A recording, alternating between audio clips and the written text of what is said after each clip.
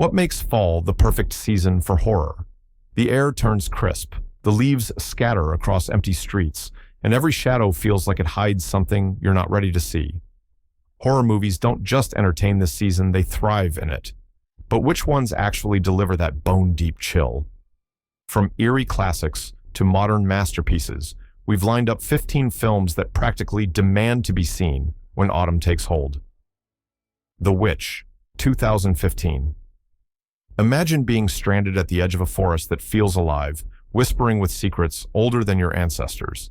That's the unsettling premise of The Witch, directed by Robert Eggers, a film that's less about jump scares and more about the crushing weight of dread. Set in 17th century New England, it follows a Puritan family cast out of their community trying to survive on the margins. But survival is the least of their worries. Every shot drips with atmosphere. The gray skies, the endless trees, the suffocating isolation, it all feels like fall embodied. Eggers insisted on period-accurate dialogue, making every conversation sound like a prayer, unraveling into panic. And then there's Black Phillip the goat, who's more than just a farm animal. Without spoiling, let's just say he's become an icon for a reason. The film creeps into your subconscious, playing on fears of faith-family fractures in the wilderness itself. It's not flashy, and that's the point.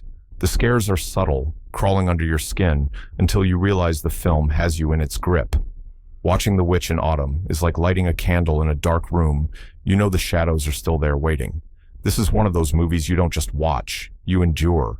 And when it's over, you'll never look at a goat or the woods the same way again. Trick or Treat, 2007. If one movie embodies the spirit of fall better than any other, it's Trick or Treat. This anthology film feels like Halloween poured into a reel of film. Directed by Michael Dougherty, it stitches together several creepy stories unfolding in the same small town on October 31st. At the center of it all is Sam, a mysterious trick-or-treater who enforces the rules of the holiday. What makes it so perfect for fall is the sheer aesthetic. Every frame bursts with pumpkins, masks, costumes, and flickering lights. The stories range from playful scares to genuinely unsettling moments, blending campfire fun with sinister consequences. You've got vengeful kids, dark secrets, and plenty of tricks hiding behind the treats. Unlike many horror films, Trick or Treat doesn't lean on just one type of scare. It mixes humor with terror, nostalgia with menace. And because it's an anthology, the pacing never drags. Each story is like a bite-sized horror snack, but together they form a feast. What cements this film as a seasonal must-watch is its cult status. For years, it wasn't widely released, but word of mouth turned it into a fall staple. Now, it's practically ritual for horror fans. Watching it feels less like sitting through a film and more like stepping into the holiday itself. Put simply, this is the movie that makes you want to carve a pumpkin, light it, and leave the porch light on just in case Sam is watching. Hereditary, 2018. Some horror films start loud, but Hereditary begins with a whisper and then screams its way into your nightmares. Ari Aster's debut feature is a modern classic that feels especially chilling when the leaves start to fall. It's the story of a family drowning in grief after the death of their grandmother, but that grief unravels into something far darker. The power of this movie lies in its atmosphere.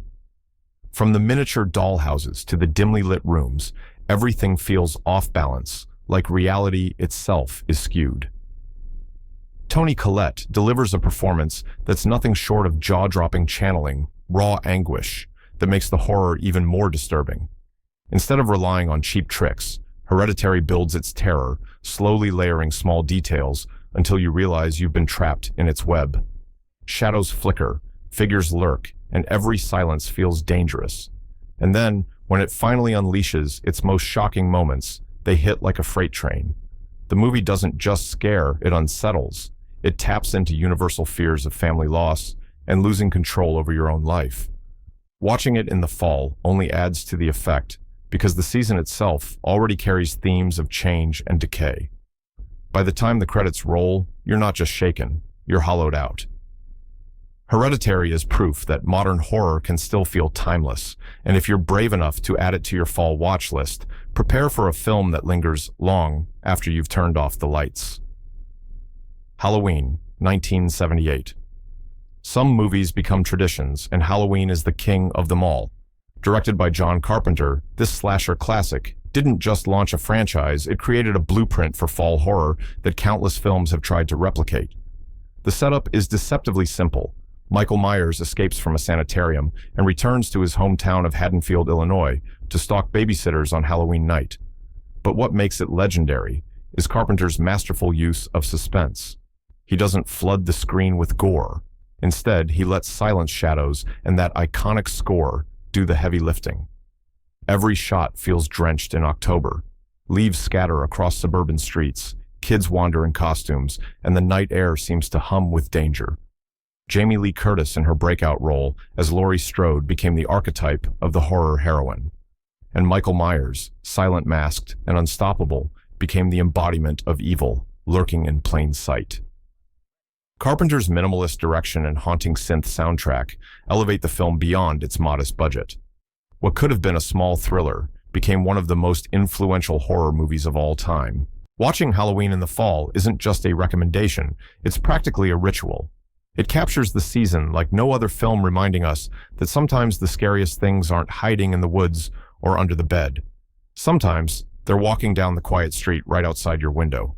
The Blair Witch Project, 1999. If you've ever been lost in the woods after dark, you already know why the Blair Witch Project works. Released in 1999, it reinvented horror for a new generation by pioneering the found footage style. Shot on handheld cameras, it tells the story of three student filmmakers who head into the Maryland forest to investigate a local legend and never come back. What makes the film unforgettable is its realism. With no special effects or elaborate sets, it convinces you that you're watching actual footage. The actors stayed in the woods, improvising most of their dialogue, which gave the film an authenticity that's hard to fake. The marketing campaign leaned into this, presenting it as real lost footage.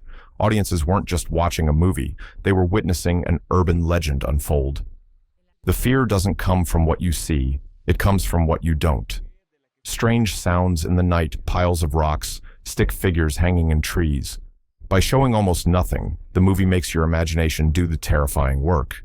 Watching it in fall with the wind rattling the branches outside is an experience like no other. It turns the woods, which are usually beautiful this time of year, into a nightmare labyrinth, where every twig snap feels like a threat.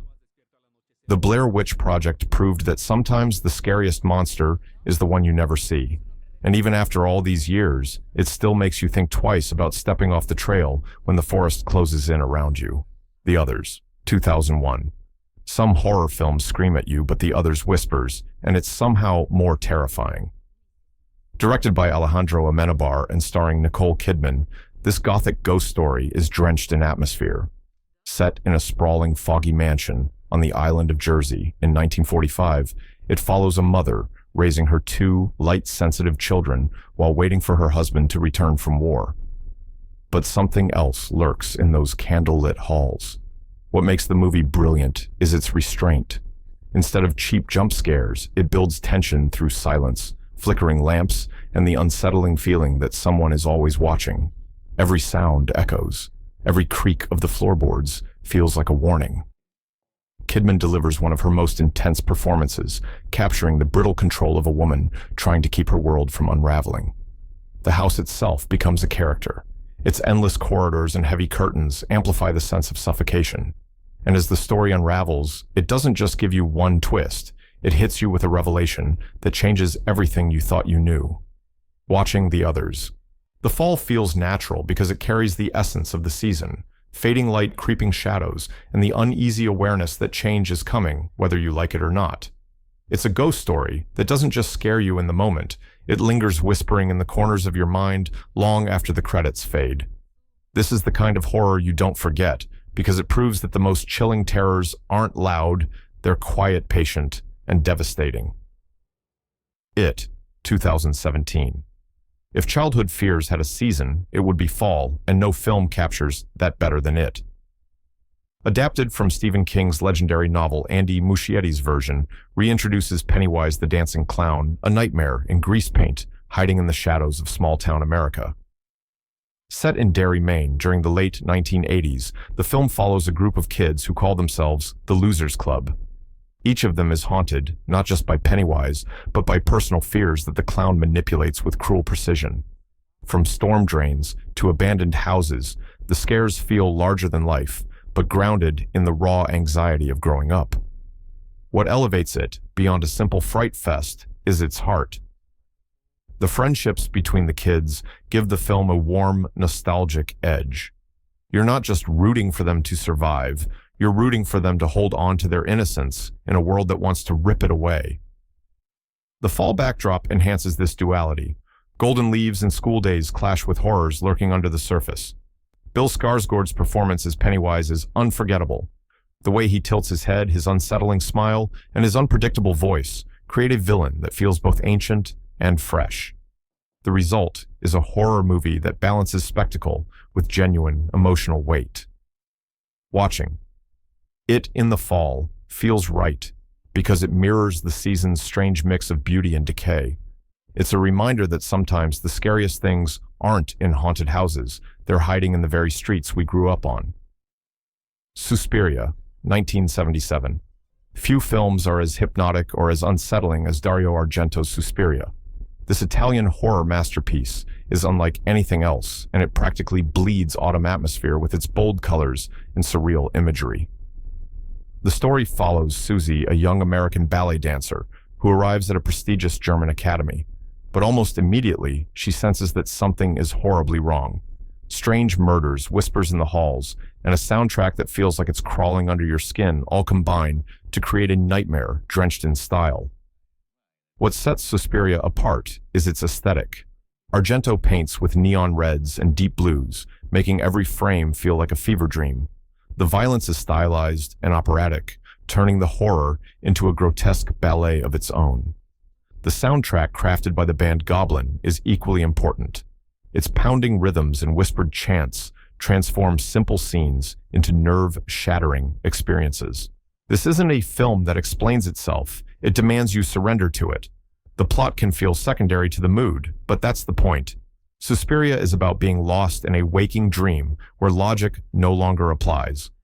Watching it in the fall amplifies its power. The Academy's gothic design, the rain-soaked nights, and the constant sense of rot beneath the surface match the season's natural unease. It's horror as art and art as horror, reminding you that sometimes the scariest experiences are also the most beautiful. In short, Suspiria isn't just a movie, it's an experience. One that's perfect for a crisp October night when the world itself feels a little tilted. The Shining, 1980. Stanley Kubrick's The Shining is one of those films that transcends horror. It's not just a story, it's a descent. Based loosely on Stephen King's novel, it follows Jack Torrance, a man who takes a job as caretaker at the remote Overlook Hotel during the off-season. With his wife and son in tow, he plans to use the isolation to write. Instead, the isolation writes him. What makes The Shining a fall essential is its atmosphere of creeping inevitability. The Overlook is a palace of dread, its hallways stretching endlessly, its decor gaudy and suffocating. Even in its emptiness, it feels alive, as if the walls themselves are watching.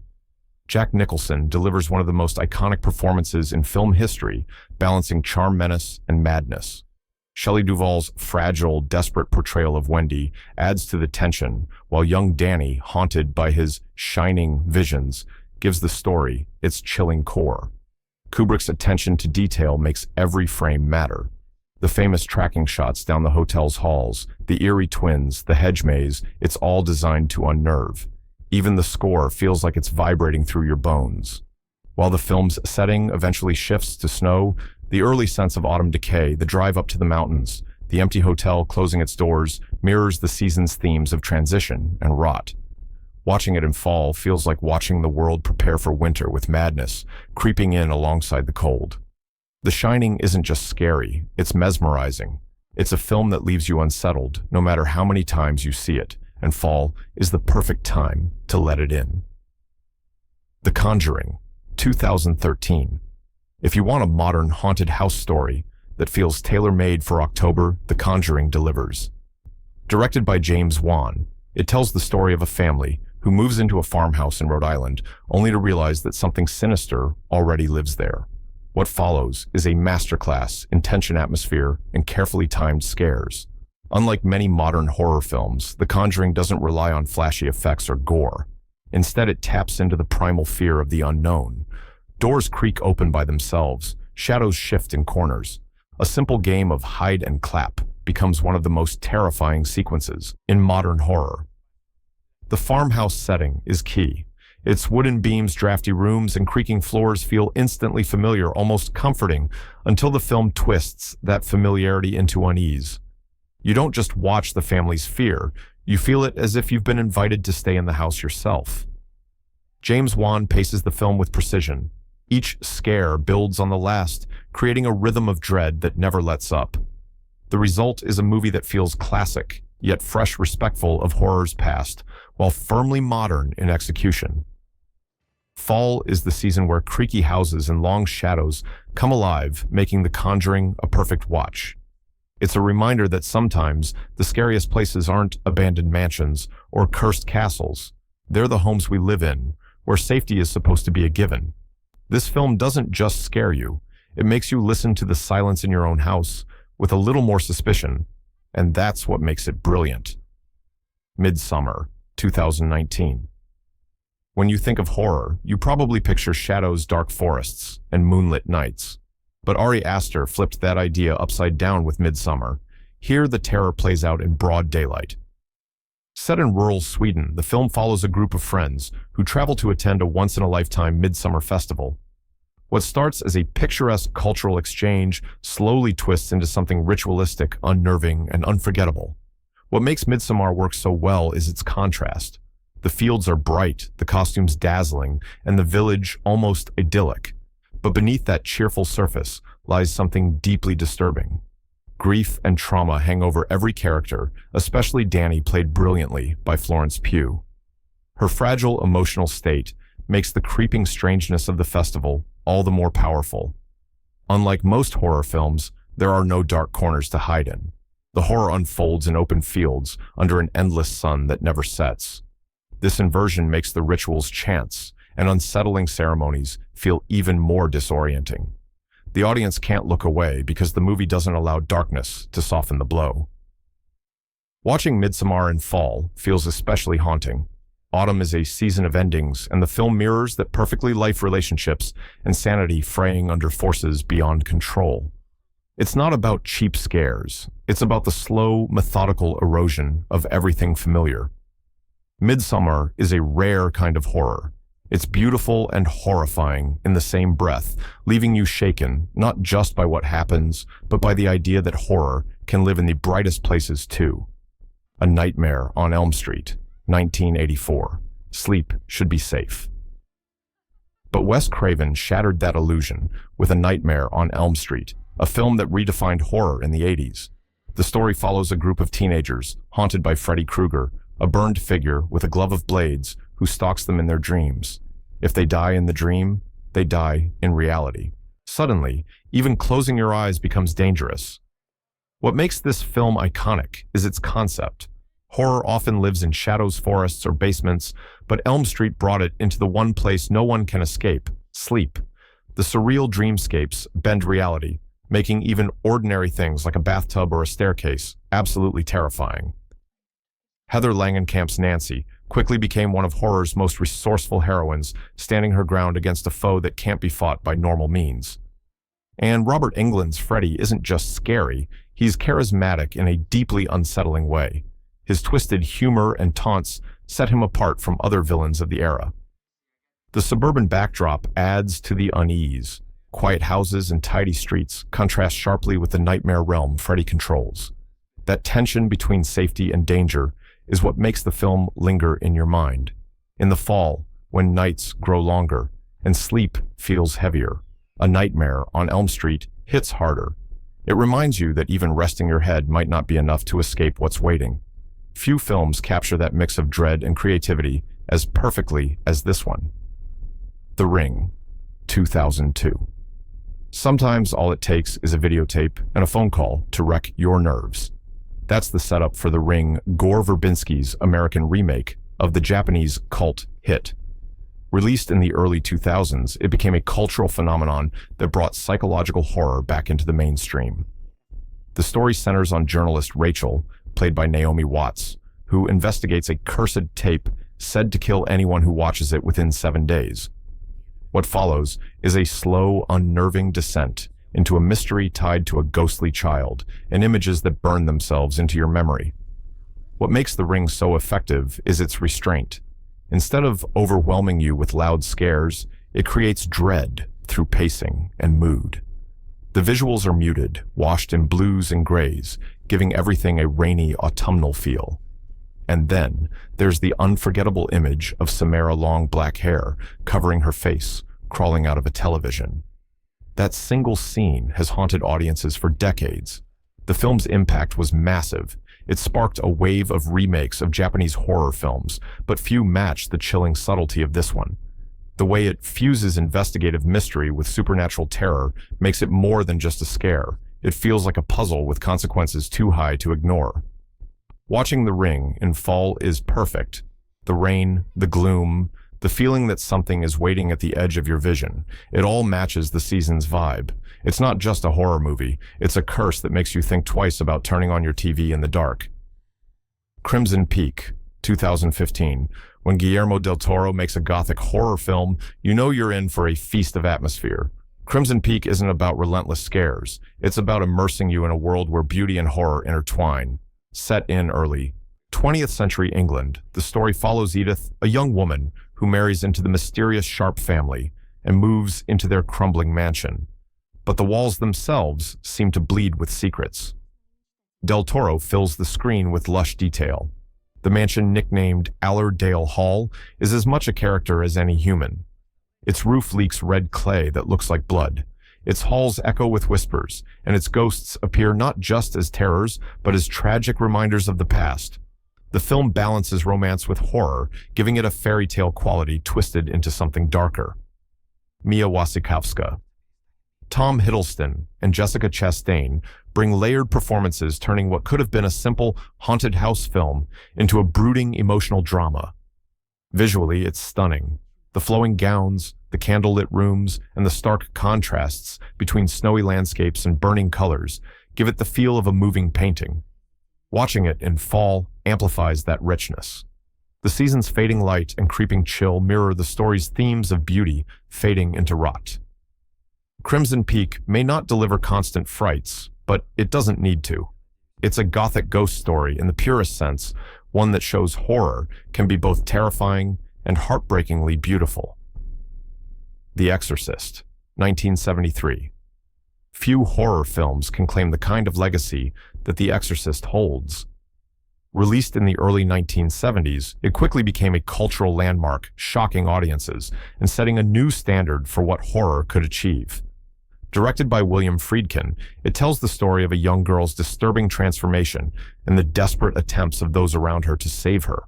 What makes The Exorcist stand apart isn't just its unsettling imagery, but its emotional weight. At its core, it's about people confronting the unexplainable and the lengths they'll go to protect someone they love. The performances are unforgettable, particularly from Linda Blair and Ellen Burstyn, who ground the story in raw human fear. The film's atmosphere is thick with dread. The slow build, the cold colors, and the sense that something unstoppable has taken hold create an almost unbearable tension. Even decades later, many of its scenes remain among the most disturbing in cinema history. Watching it in fall gives it an added layer of potency. The season already carries an air of unease, long nights, cold winds, and the feeling of something shifting beneath the surface. The Exorcist taps into that perfectly, making it one of the most chilling experiences you can revisit year after year. It's not just a film, it's an institution of horror. And whether you're watching for the first time or the 50th, it proves that true terror doesn't fade with age. So there you have it, 15 horror films that practically beg to be part of your fall ritual. Some are classics that shaped the genre, others are modern nightmares that pushed it forward. But each one captures something essential about this season: the beauty, the decay, the thrill of the unknown. Which of these films is on your must-watch list this fall? Let us know in the comments. Subscribe for more chilling countdowns. And remember, the shadows always have more to show.